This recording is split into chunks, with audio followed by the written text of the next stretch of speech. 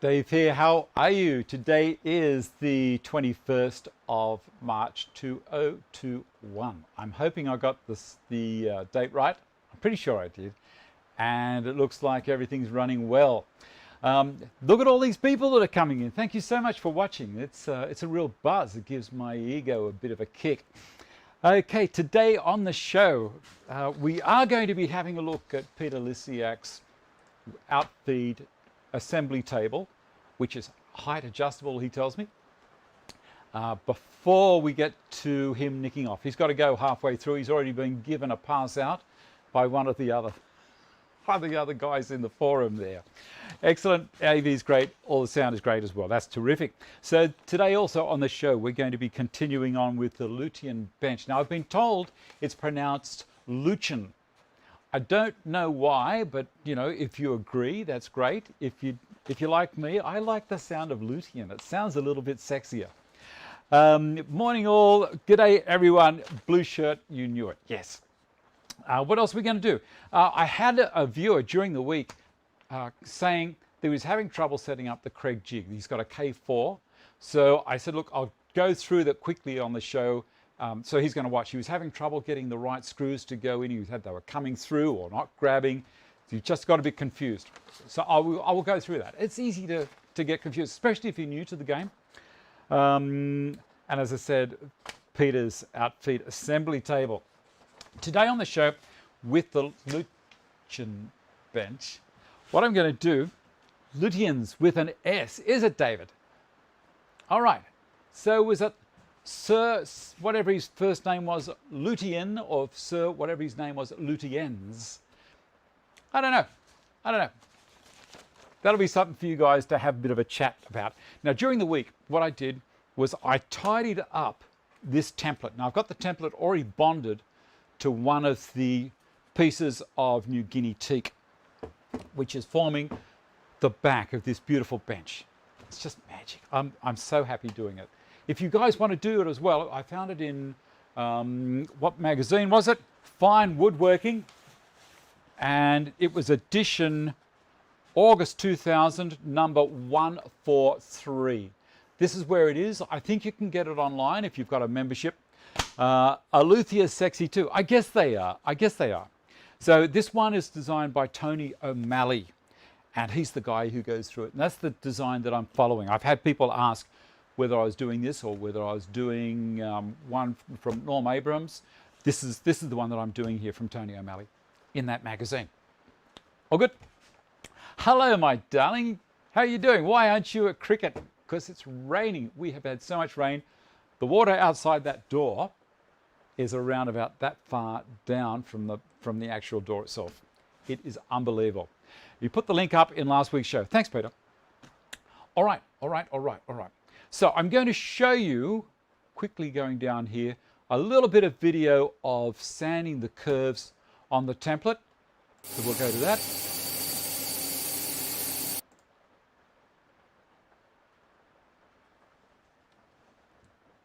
So here I am using the belt sander,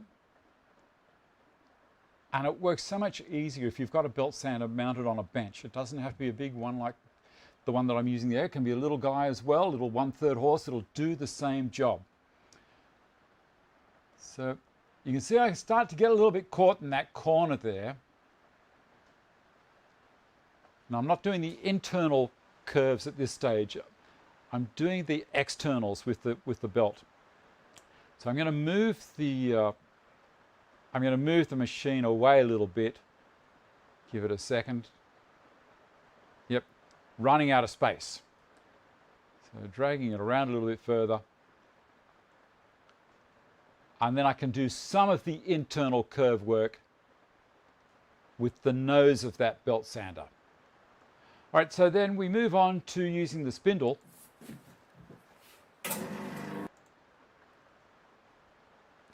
And this is for getting right into those tricky internal curves. I do use the belt cleaning stick as well with it. I don't show you that I'm doing that. That's the sander that you need, Derek. It's a beautiful sander. And also the bobbin sander or spindle sander, it makes it so easy to get stuck into it all. All right, now back to me. And what we're going to do is we're going to trim this piece of timber to the pattern. Now, on the pattern here, I don't know if you can see, but there's a fair bit of meat I've got to take off. You can see it just here above the pattern and in other areas. Now, I don't want to do that in one go because this is around 45 millimeters thick. If I try and take that off all in one pass, that deep, I'm going to be asking for trouble. So what I'm going to do is I'm going to use a little trim router with this particular cutter in it. Now this is a 1/4 inch shank and it's a box bit. It's a box joint bit. It's got 2 bearings on it and the cutter is actually very flush with the edge of the bearings.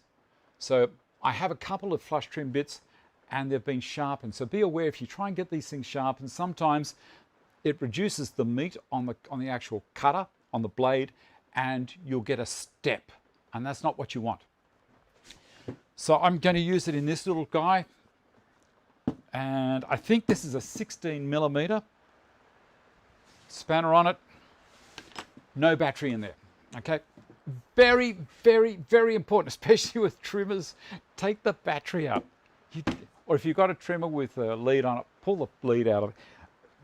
All it takes is for someone to just bump that switch while you're doing something here and say goodbye to your fingers. All right, drop that in. And this has also got a spindle lock here. And before anyone asks, no, Ryobi don't sponsor me. I went down to the green box shed and I bought it. Okay, that's locked in. All right, I'm going to test it.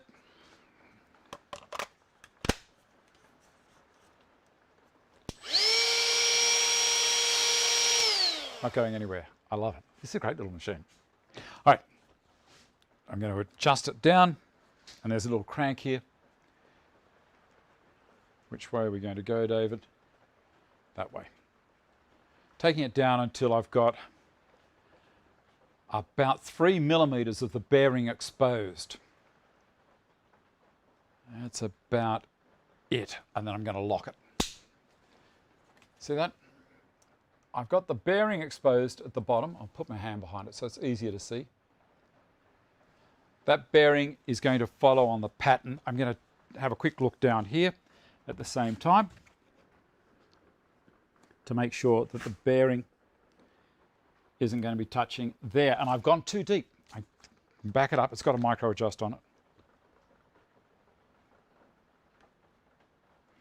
Because what was happening there, the bearing was actually touching the timber, not the pattern. That's better. Come around the other side so I can look straight into it.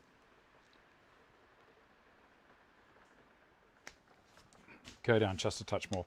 Setting these things up correctly is very important. You don't want it to start, you don't want to have to stop halfway around. I want to go right the way around and be done. Just too far. Done. It's 1.5 millimeters per rotation, I think, or 1.6, something like that. All right, now this doesn't have any dust extraction, so it's going to make a bit of mess, so I shall move my coffee out of the way. How are we doing for time? 10 past, and put the eye muffs on for this one. It's always a good idea to use protection when you're doing this kind of stuff. When you're going around the outside, you're going counterclockwise. Okay, it's going to be cutting this direction. If I was to go clockwise around, that's called a climb cut, and it's going to want to race at me. So if I'm pushing it away from myself, around counterclockwise, it's all going to be good. Now, I don't need to anchor it down. It's sitting on the grip tape, so it should be fine. All right, You may want to turn the volume down a little bit. It's not a really loud machine, but you know, here we go.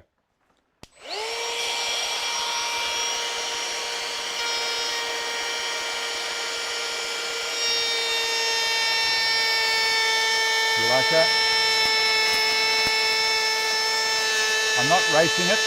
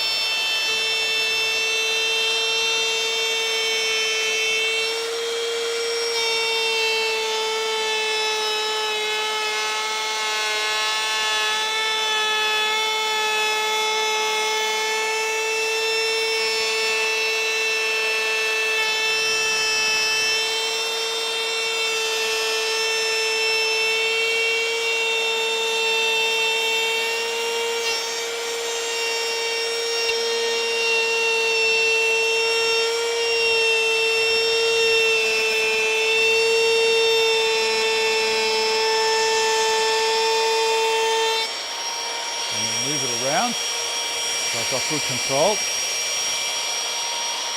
Now the other thing is, don't rock it at all because it's going to want to bite. You hold it dead flat. And approach it from the part you've already done the start of the cut at. Don't approach it on the where there's still a lot of meat.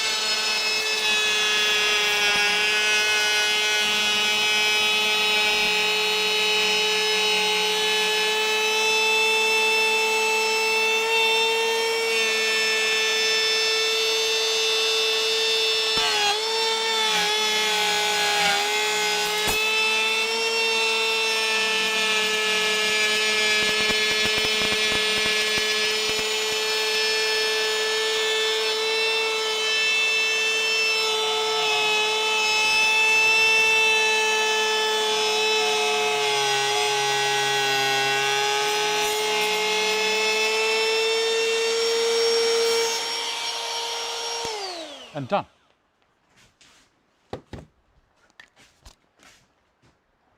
All done. Beautiful. So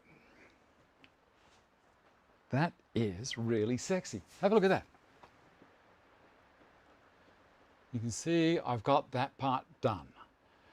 Now that's as far as I'm going to go using that. The rest I'm going to do down on the router table with a spiral up cutter with a double bearing on it.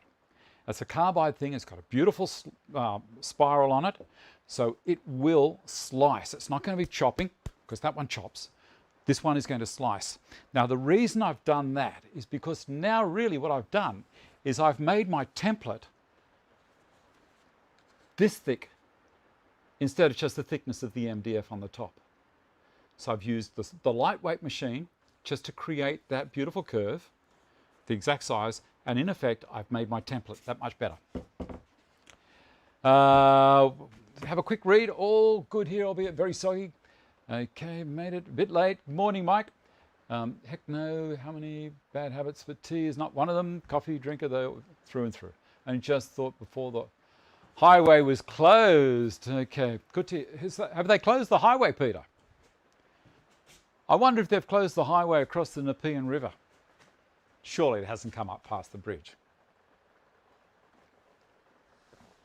Good morning. You know the story, if you're late, into the corner. Up to the corner. All right, I'm going to switch the cameras and get my keyboard from... This doesn't happen with Festool gear. I was going to buy the MF700, but it's around about 4 times the price of that little Ryobi. And I thought, you know what, I'll give it a shot. I've had good luck with the drill, and that thing seems to go well. There's no hose or leads hanging off the back to make me tip. I guess I could have got the DeWalt. There's a Makita make them as well, but I was in Bunnings and that thing just had a nice weight to it. Anyway, closed at, okay, on Friday afternoon. Where's my mouse? There it is. We'll switch cameras. Yarramundi, Richmond is shut. Good. All right, camera 3. Here we go. Now I won't be watching what's happening on the screen because I'll be down here with this guy.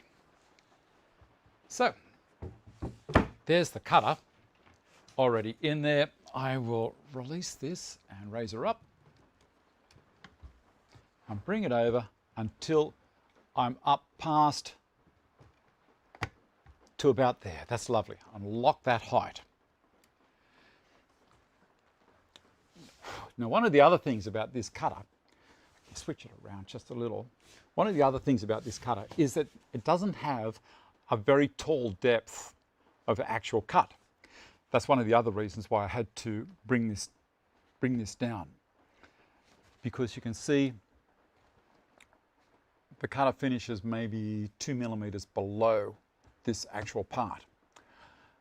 So whilst I'm doing this, it's going to follow here, and also because it's a spiral up, which means it's pulling the shavings towards the router. Remember, the router's upside down, so this basically looks like it's a down cut, but it's actually an up cut. It'll help pull the dust down into the cabinet, and hopefully the dust extraction down there is going to work. Now, I haven't finished my new dust extraction system, so I need to, and this one also will be getting some more work done on it, but I need to turn it on manually over here because I've disabled everything else with it. And I'll check that those gates are all shut. They are. All right. You can hear it coming. Beautiful. Get the safety out. Remember, that's why I could put my hands near there, because I had this little yellow thing out. Eye muffs.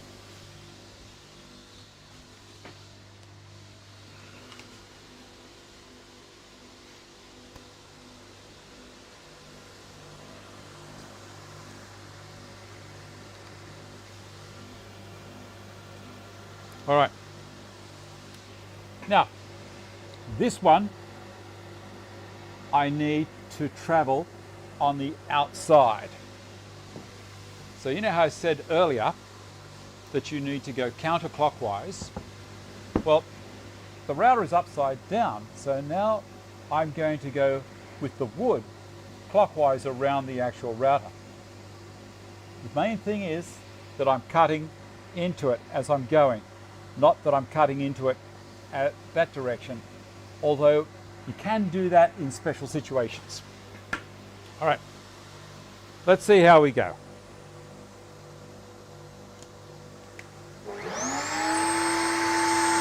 I'm going to use push block, the holder.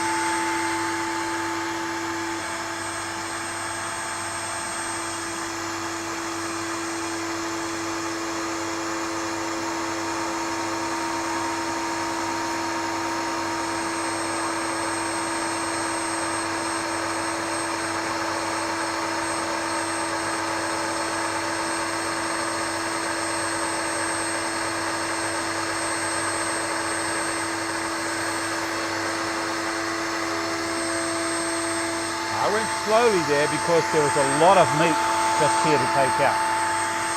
Go around the corner.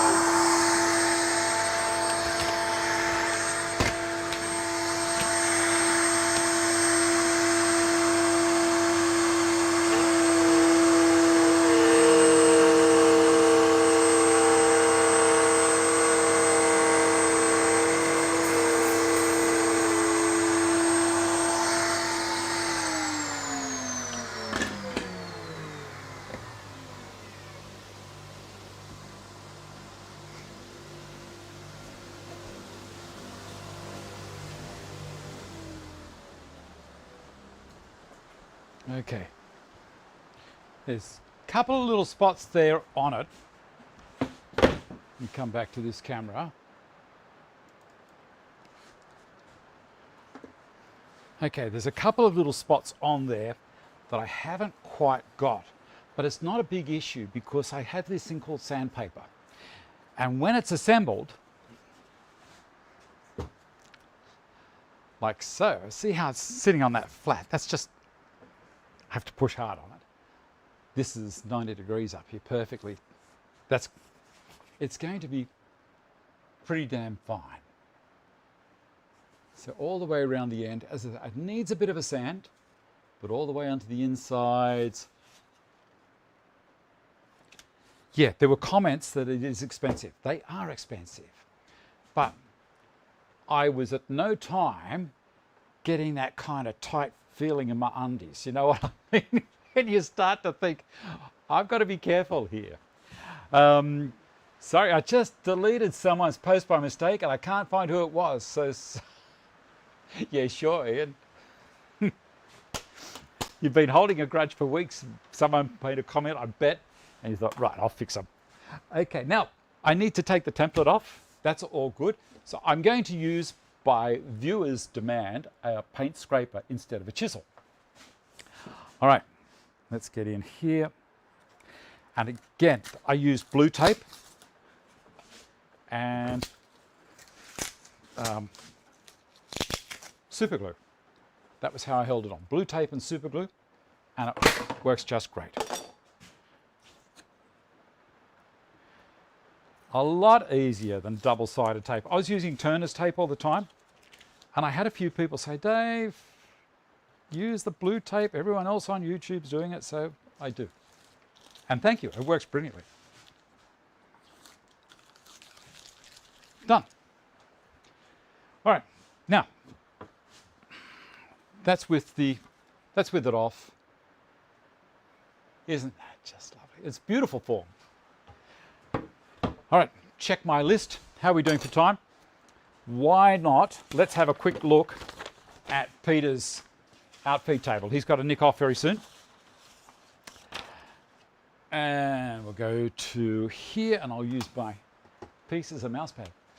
All right, hi Dave and the guys of the Stanton Hour. This is my outfeed assembly table, the top of which is adjustable, and the first part I started with. The original design was for a saw stop table saw designed by the down-to-earth woodworker. Steve has his plans available for free on his site. Okay, I modified his design to suit by adding 2 extra drawers. Let's go through it. The first shots are of the top torsion box construction, followed by one of the front legs and the face frame. So we'll go down through these photos. There's the top on the torsion box and one of the legs that Peter's made. And then we go to the frame, the face frame, and next thing we go, another picture of the face frame, and then we'll go down to here. Side and rear panels, and then I added the drawers and some cleats to the rear to house my mitre bar for the sliding table, and the small mitre bar made from Baltic birch Amaranthi trim and finished in whittle wax. Let's go to the next picture. There's all the drawers in. How nice do they look, Peter? That's such a nice job, buddy. I noticed you got the little corner braces in there as well. Yes, there are mistakes. The most obvious being the drawer pulls on the bottom drawer, wrong center line. So children, if you have a look to the bottom drawer on the left-hand side, you'll see that that handle possibly should have been over the joint of the 2 drawers above, like the one on the right hand at the bottom is. Peter, why don't you just fill the hole up and put it in the right spot? That looks great. And then back to the picture there. What a magic job. Hope you like, and don't forget, keep making sawdust. All the best. Stay safe. Peter Lisyak. Well, Peter, I think that's bloody lovely, mate. And I need to have people send me their projects in. Now I also have another project that's been sent in of wooden cars and vehicles. I haven't done that yet because I've just been under the pump with all sorts of things. One of the things being this dust extraction system, and hopefully it will be totally finished tomorrow night, and then I'm going to start doing the video on it. Now, in this video, I'm also going to go along and I'm going to label every part that I put in it and its name. So you don't get confused. You can walk into a store or you can ring up and get quotes from different plumbing supplies companies, and away you go. So I will tell you all the special details as well. All right, next thing, where are we? Ah, here it is. Thickness, one end of the piece. Now, these two pieces of New Guinea teak are different thicknesses. Now, before I get the domino out to them to do the join at the top here, and you're going to be amazed at how good it does it, what I'm going to do is I'm going to run it through the thickness planer. I'll change the cameras around again. Doesn't like it on the white paper. Back down there. So you guys stay busy congratulating Peter, and I will. Oh, you like that video, do you, Mike? See, if you're one of my patrons, what I do is I also do previews for them, and there's a few guys there in the watching now have already seen the dust extraction system up to this stage. Now I've got a little bit of a leak in this corner, but that's okay. I'll swing this around possibly to there for the moment. I'm going to show you as I flip this up the right way, push that down.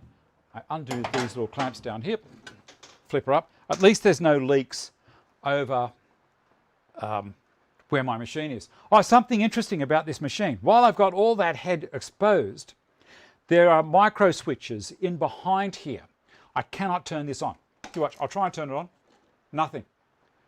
The whole thing's dead until I flip this over, and now I can start it.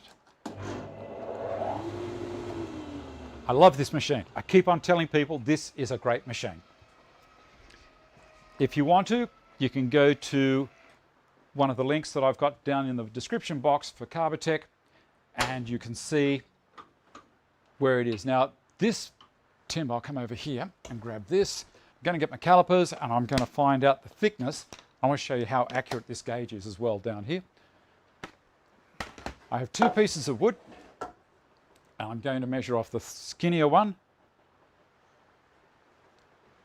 I need 38.32 millimeters. I'm not going to get that. I'm going to go 38.3. Well, I'll probably go a little bit higher than that.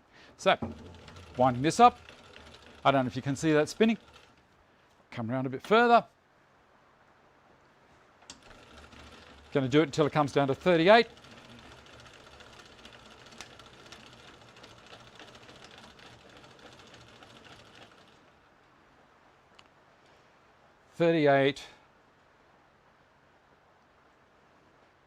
.3. Now here are 1/100ths of a millimeter. See that? But I'm going to stop at 38.3 and I'm going to lock it there. Over here is engaging the drive feed, and I will come back over here. I'll bring this around to the other side now and tip it up a little. You can see all the stuff I've been using down there. And I'm going to have a look to see whether or not you guys can see it coming out all right. Up a little. Maybe to about there. That should work okay. All right. Put both of the pieces of timber through.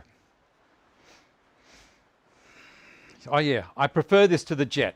I do. This is beautiful. Headphones and turn the dust on. When I've got the system finished tomorrow night, all of the dust extraction will turn on automatically. But what's going to happen now is when I turn this on, the blast gate up there is going to open automatically, That's the first step.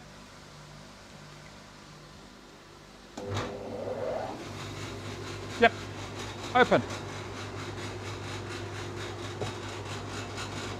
All right, here we go.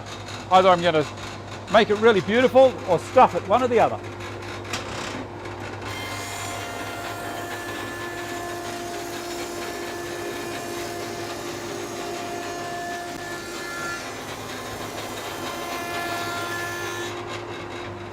Okay, that's it. No snipe. No snipe at all. It's just beautiful. All right. So that's that one and that one. I'll run this one through as well. It may not need it, but just to make sure if there's any bumps in it. Yep, there was. That noise you heard at the beginning was just as it was taking it up. That's fine. Now they are both exactly the same thickness. And do you see any dust?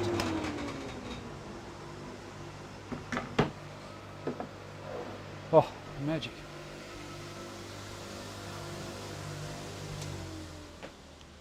None whatsoever.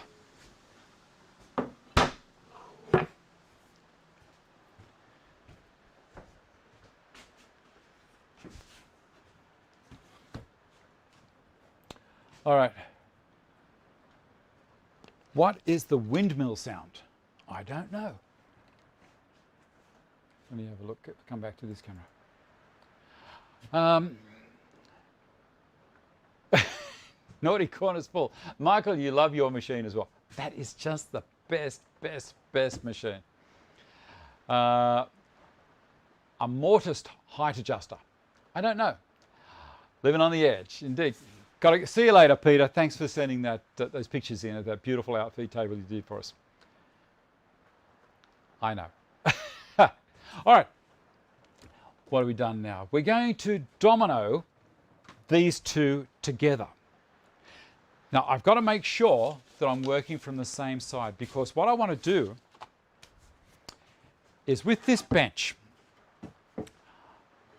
I only have a certain thickness here for the top. I'm going to have dominoes on one side to hold the two pieces together here.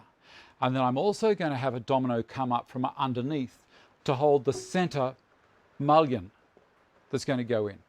Okay? or style, whatever you want to call it. Okay. I'm going to just clean this off, and I'm also going to turn the the room air filter on in here, which I should have done earlier.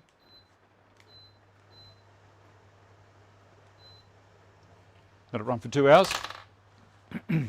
Whilst the dust extraction at the moment is really good, it's not perfect.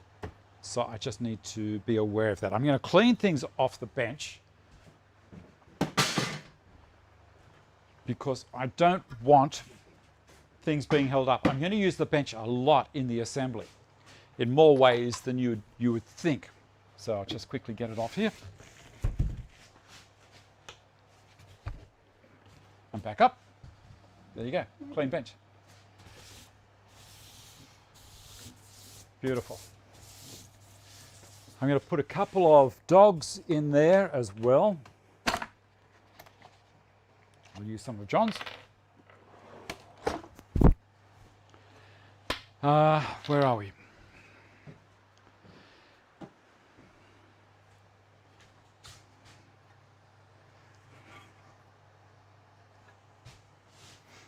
Which is the face that I want? That one there, and this one. Now this one I had a little bit of a chew out because I was using the wrong cutter, and that's why I suggested to use the one that I said. So this is going to be the back, and that's how I want it to be set up.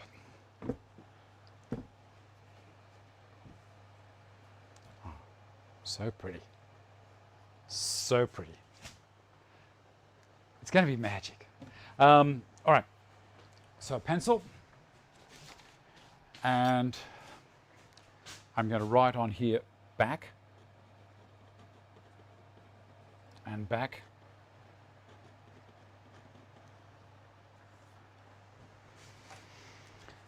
And they're the ones that I'm going to put it like that, and this one like that straight away.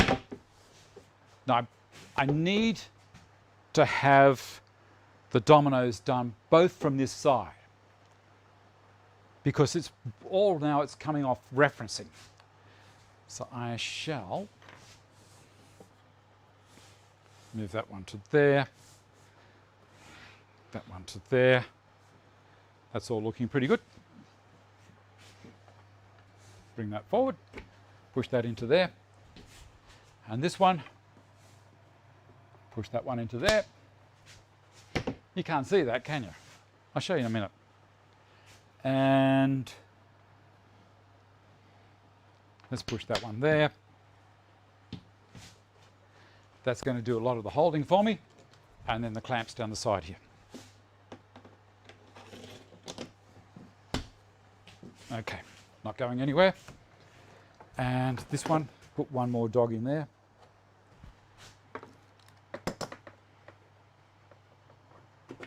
Like so. The clamp in from this side. Carl cam, so you can have a quick look at how I've set it up.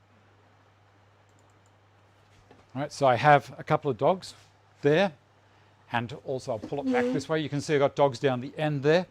So when I push the domino up against here, we're not going to have any movement. It's held nicely. I'll go back to this one and have a drink. Maybe I'll bring this one up so you can see a little bit better as well. Bring that one around this side.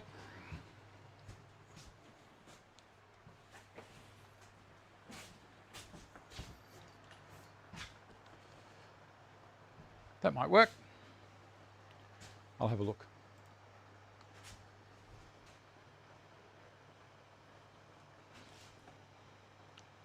Yeah, that'll be nice. I'll go to the other one. So camera 3 and be in there as well. I need a bit of coffee.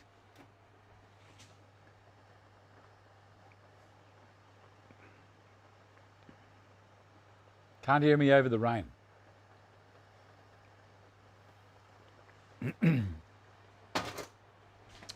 All right, eye muffs. This is the embarrassing part where I walk around, and sometimes they're actually on my head. Found them. All right, now I'm going to use the 10mm domino cutter. Now these are not a drill, they're a router. So the cutter in there, when I push it forwards, see that? That is a router cutter, not a drill bit. Does the coffee come pre-chilled? I have no idea. I've set to 55mm deep back here, because the dominoes I'm using are what's called sipper or mahogany. These are 12mm thick. They're 12, in case I said 10, they're 12. And this is a joy to use. This is one of the reasons I got this machine. I got the 700 instead of the 500 for furniture like this, that's like heavy construction.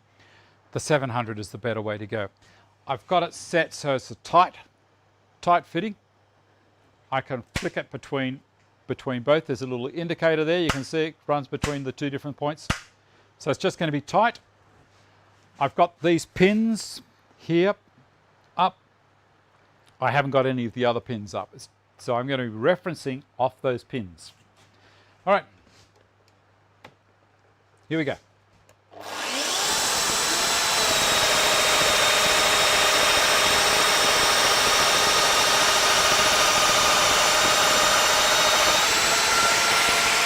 And the top.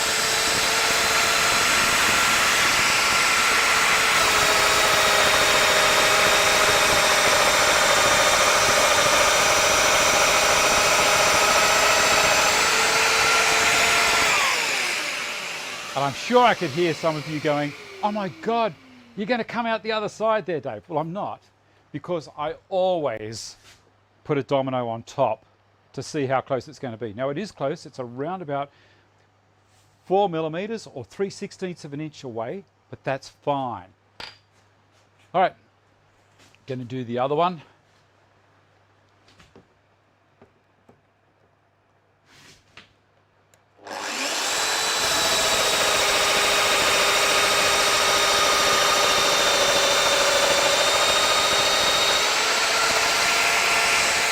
But I did check. All right, away we go again. You can see why it's a good idea to set everything up nice and tight before you start.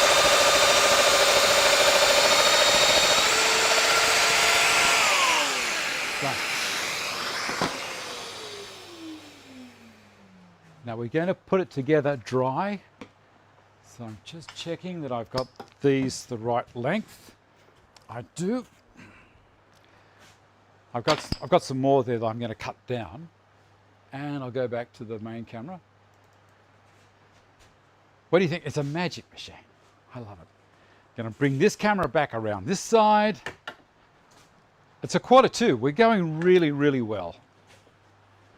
And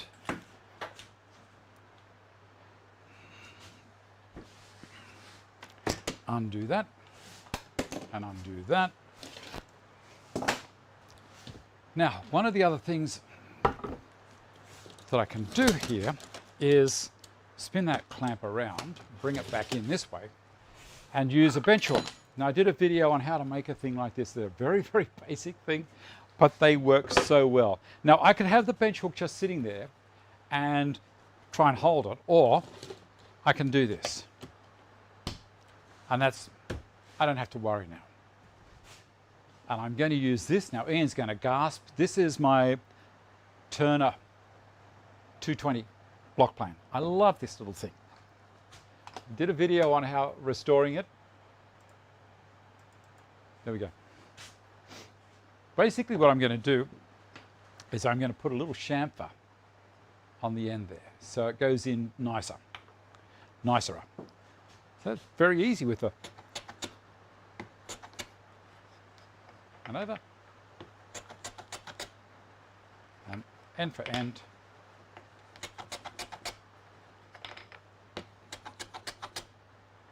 Done. So I don't know if you can see that, but it has now got a little chamfer on the end. So when I put it in with glue, it'll be lovely, but I'm not going to glue it yet, because this bench is going to have so many things going in, interconnecting all over the place. When it comes to the glue up, you'll be amazed. All right, let's put some dominoes in. 1, 2, and it's just a matter of give them a bit of a tap.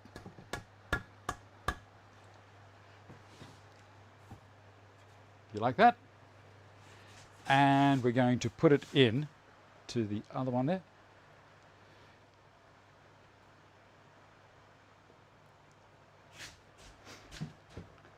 All right, I'll stand her up. See that? And just push it down.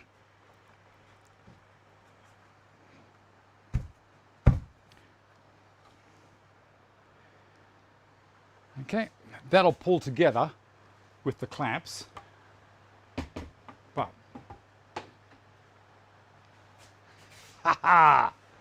don't you love it? I love this kind of stuff. Now, I did say that I'm going to put a domino in here. So let me see if I can do that right away. Back and back, and looking down there, I've got to work from the front.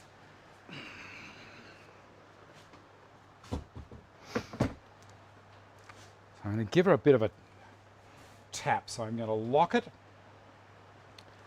there, and I'm going to hit it with a mallet down there.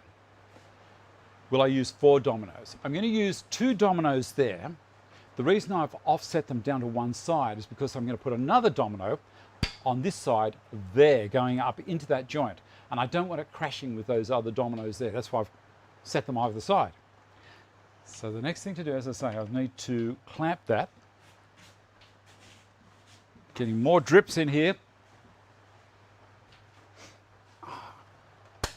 get a couple of clamps so it's not going to go anywhere.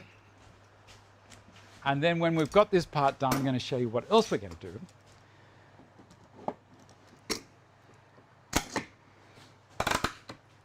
How good is that? And I'll put another one here. Actually back that one off as far as I can. Okay, wooden mallet. I could use a rubber mallet if I wanted to, but I'm going to tap this along.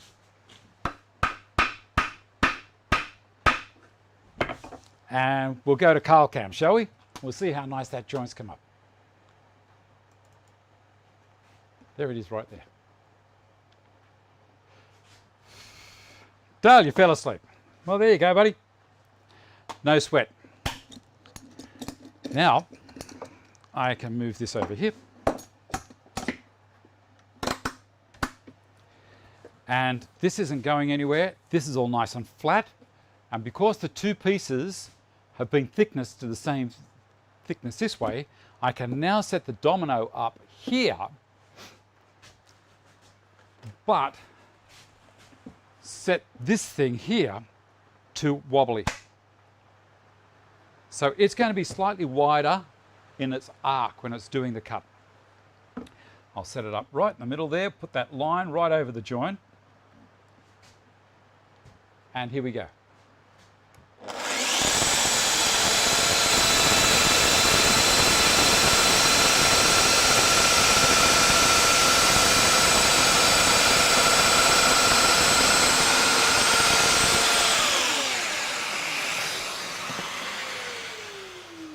So now, just checking I haven't hit any dominoes up there. That's all good.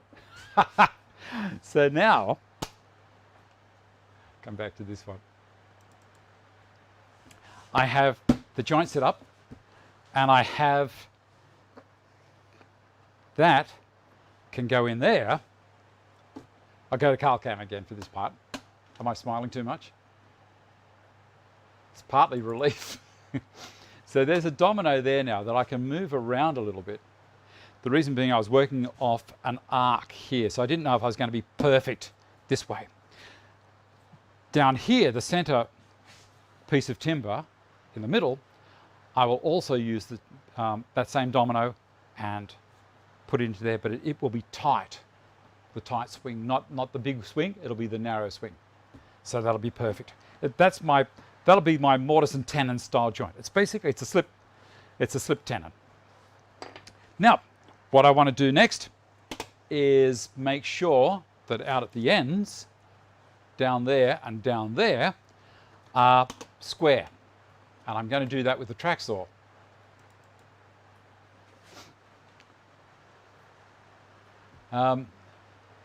What's the point of that domino between those two pieces? I just made comment. Have a look at the picture of how this bench is going to end up. And there's a center style here, and there's two styles here, and the legs are on the ends. Now, the part we're going to do next is actually the legs on the ends. So I shall move this back out of the way.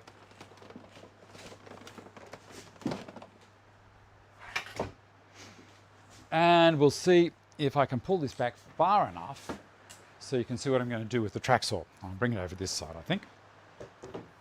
And up.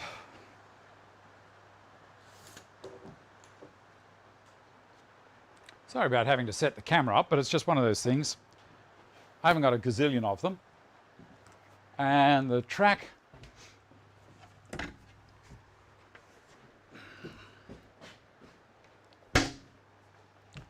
I'll pop up here and here. That's looking pretty fine. I'll go to this other camera, camera 3.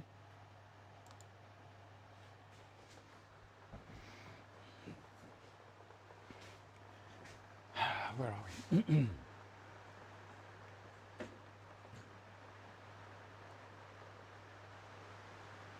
That might be the best position for it.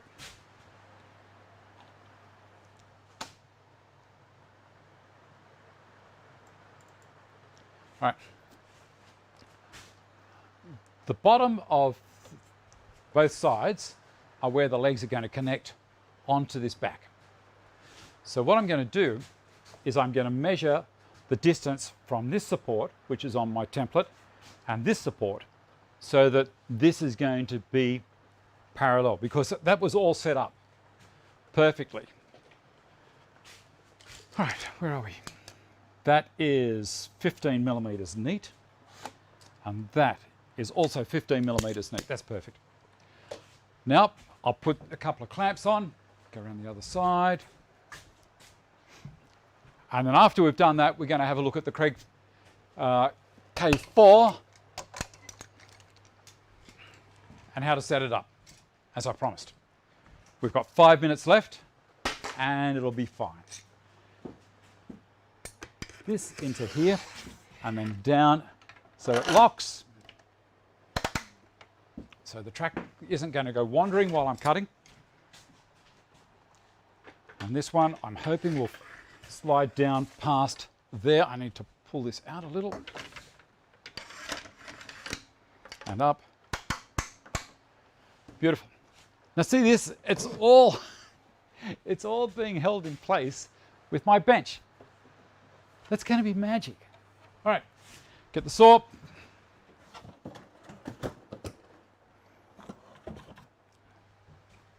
I'm not going to use the dust extractor.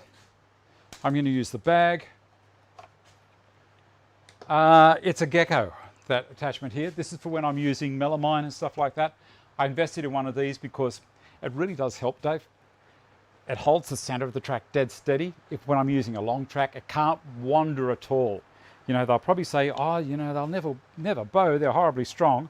Well, I'm just a little bit on the insurance side. Why not? I need to move that one back a touch. Actually, I need to move it totally. It's totally in the wrong spot. That was a bit of a bloom. I'll move that one as well. Going to move them back. Plenty of holes to grab. There. And that one.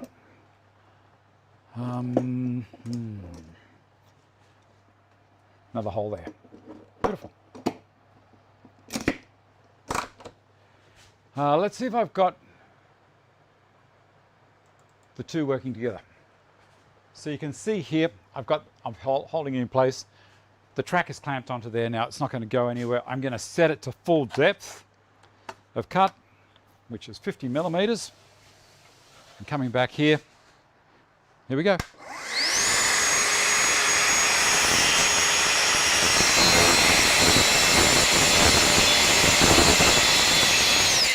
And up to the other end to do this one. I'll spin that around a little so you can watch.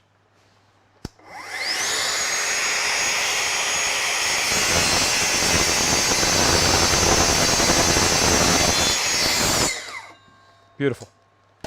Perfect. All right. Oh, I love it. So excited. Back to here.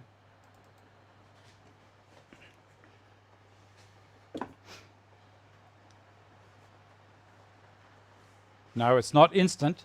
It just disables the power to it on that.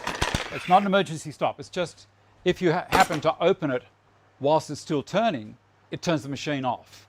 But by the time you get up to get it all the way open, it'll have stopped by the time before you can get to it to touch it.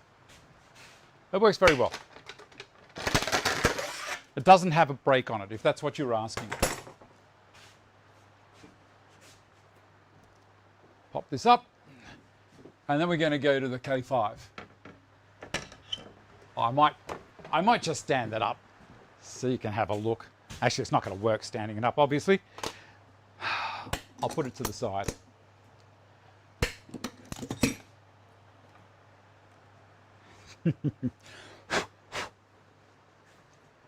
Let me see, can I put it back here and will it stand up? Should do. There you go, see it in the background? Ta-da! Right, the K5. I think I have one here. K4. K4. It's probably behind me. Yes, there it is. Okay. As I said, someone asked me about this. This is the K4 jig. This is a very early model, and it's totally imperial. That's how it was when they first came out. They do make them in metric now. So on the side here, you've got the guide block. This is what guides the drill bits to hold them steady at the angle to create a pocket hole to put a flat pan head screw in to do your junction. All right, now on the side here, you'll see there's the different sizes. So I set mine for 3/4 inch, which is close enough to 19, it's 19.05 millimeters, for 3/4 inch ply. So we'll put that in there and we'll slide it down. Oh, sorry, there are indents on the back here that this screw pushes into. So let's just slide it down to 3/4, and then it'll find the indent as I tighten that up. Done. That's the first part finished. The jig is now set for 3/4 inch thick material. The next thing to do is to set the drill bit. Now you notice underneath here there's a little air cubby that the drill bit will go into. Now this is a stepped drill bit, which means the front of it is one diameter, and then around about 10 millimeters down, maybe 11 millimeters, it comes out to a larger diameter, which the middle is the clearance for the screw. The top is the width of the pan heads section of the screw. That's the part that's clamping. You cannot use countersink screws with this because the countersink will act as a wedge and split the timber. That's why they use a flat-based pan head screw. On here is what's called a stop collar. Now, on board as well is an Allen key, just here. There it is. And it's for the stop collar. I'm going to go to Carl Cam for the next part. All right. Here we have dimensions. And you'll see it says 5/8, 7/8, 1 inch. And on this side, 1/2 inch, 3/4, 1.25 inch. I'll hold it up closer to the camera. Nope, back this way. There we go. So the 3/4 is where we want the step in the drill to go. So this part of this drill, this the step section. Put it on there, you can see it a bit better. We loosen off the stop collar, drop it in, and then I'm going to slide that down till the step section gets to 3/4 inch. I'm going to hold it with my thumb on 3/4, and then the stop collar here, we push down. There's a stop here in the base that you just push it up to. And we tighten it up, and that's it. Put the Allen key back where it lives. And now, when we put the drill bit into the hardened steel guides, you'll see it finishes just shy of coming all the way through. Yeah, you can see it come back towards me. It's very hard. Like, see that? Okay, that's where it goes to. Now this part here, you adjust yourself. So I'll go back to the other camera.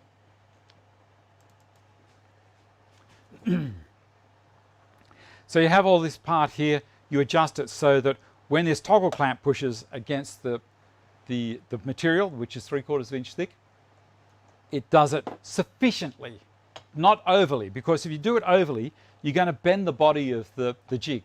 You're going to bend it out that way and it's not going to work. How do you know what screws to use? There's this chart that you can get. Whoop, there are apps as well that you can get, and basically you dial in the thickness of the timber from one to the other. So it will have part A and part B.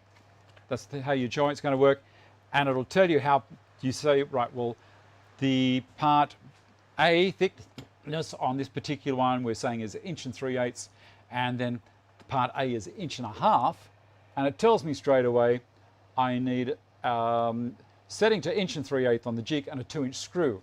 Well, let's go down to 3/4 because I think that's going to be a little bit more sensible. So there's 2 at 3/4. All right, and it tells me there 3/4 inch jig setting and an 1 1/4 screw. You do that and it's all going to work well. So that's just a quick one. I hope that answers the question for the viewer who was watching. It's a great jig. I've used the K4 for years. I've got the K5 as well that I've had for a year or so, and it's very handy if I haven't got the Foreman. But the Kreg Foreman is the machine that I mostly use in the workshop. It's absolutely fantastic. I love it. All right, what was the next thing? I think that's it. I think that's the lot. Let me check my list. I'm going to ask you a question. Should I give one of my benches away? Now, the reason I'm asking is I have a bench that I've had for about 2.5 years. It's right here. And it's made out of marine ply. And I'm thinking about doing a giveaway on the show for someone in Australia for it. I'm not going to ship this overseas. It'll cost me an absolute bomb. Now, this is 2.5 years old. I made it in 2018. The reason I'm going to give it away, or why I'm thinking of giving it away, is this sheet of marine ply was around about 1.5 inches thicker up here than it was down here. That's just how plywood is sometimes. Birch ply is normally better. It's normally very consistent in thickness. So up here, because it was done on the CNC, it works from above. And as it was coming through doing these dados for the grip tape, this stuff down here, it got deeper and deeper. But it wasn't actually getting deeper. It's just because it was staying at the same thickness. The ply was thicker at that point. So the grip tape from here to here and from here to here is not going to be proud of the bench. That's why I haven't sold this one. I've held on to it. So you let me know, and I will not respond until people put comments in the comment section. It's fine for you to put some comments there in the side at the moment, but I won't do anything unless I won't do anything regarding it till next week, but I want to see comments below the video. So just go to that comment section, and when I finish doing the stream, you'll be able to make comment. Now, you can make a comment as to how you think the Lutyen bench is going as well. I have people saying that it's as boring as, I take too long to do things. One of the reasons no, I'm not going to raffle it. I'm not going to raffle it. I'm going to give it away. Okay, so I've lost where I'm at. Oh, that's right. The time that I take with the live show, I do on purpose because I know there's a lot of beginners watching, and I just don't want people to get hold of the wrong end of the stick, especially when using a router table like I was this morning. I want to go through that process slowly. Yeah, I could sign it as well. All right. Remember, comments down the bottom. If you think it'd be a good idea, I want comments down there. It's lovely to put comments in the side here as we're happening, but it really does need to go there. Otherwise, I was going to cut it up. That's all I was doing, because I can't sell it. It's not what I'm selling. This was a second because of the sheet of ply. It's deadly accurate, square and all that kind of stuff. Works brilliantly. All right. Now, let me see. Imperial measurements confused. Cannot read metric at all. All right. I read both. That's just how I am. All right. I think that's the lot. I'm going to check down here again. And next week I'm going to try and get Peter's cars down as well, because they're really, really pretty. All right. Look after yourselves. Be nice to each other. I'll have the Zoom meeting in a minute or two after I shut the show down. Don't forget, Monday meetup with Woodwork and Whiskers on Instagram. It's very intriguing this Monday. I don't know who is going to be on it, but I'll tune in for sure. Look after yourselves, be nice to each other, and I shall see you all next week. Thanks for watching. Bye.